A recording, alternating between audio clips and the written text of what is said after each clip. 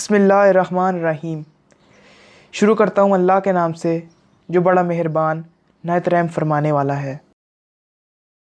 دنیا اور اس کی ذلت۔ نبی کریم صلی اللہ علیہ وسلم کا ایک کن کٹے مرے ہوئے بکرے کے بچے پر گزر ہوا۔ آپ نے فرمایا، تم میں سے کون پسند کرتا ہے کہ یہ مردہ بچہ اس کو 1 درہم کے بدلے مل جاوے؟ لوگوں نے عرض کیا، درہم تو بڑی چیز ہے، ہم تو اس کو بھی پسند نہیں کرتے کہ وہ ہم کو کسی ادنی چیز کے بدلے بھی مل جائے۔ آپ نے فرمایا، تم اللہ کی دنیا اللہ تعالیٰ کے نزدیک اس سے بھی زیادہ ذلیل ہے جس قدر یہ تمہارے نزدیک۔ نبی کریم صلی اللہ علیہ وسلم ایک چٹائی پر سوئے، پھر اٹھے تو آپ کے بدن مبارک میں چٹائی کا نشان ہو گیا تھا۔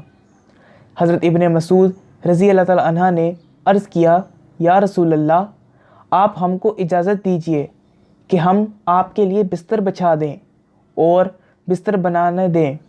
آپ نے فرمایا، مجھ کو دنیا سے کیا واسطہ؟ میری اور دنیا کی تو ایسی مثال ہے جیسے کوئی سوار چلتے چلتے کسی درخت کے نیچے سایہ لینے کو ٹھہر جائے، پھر اس کو چھوڑ کر آگے چل دے۔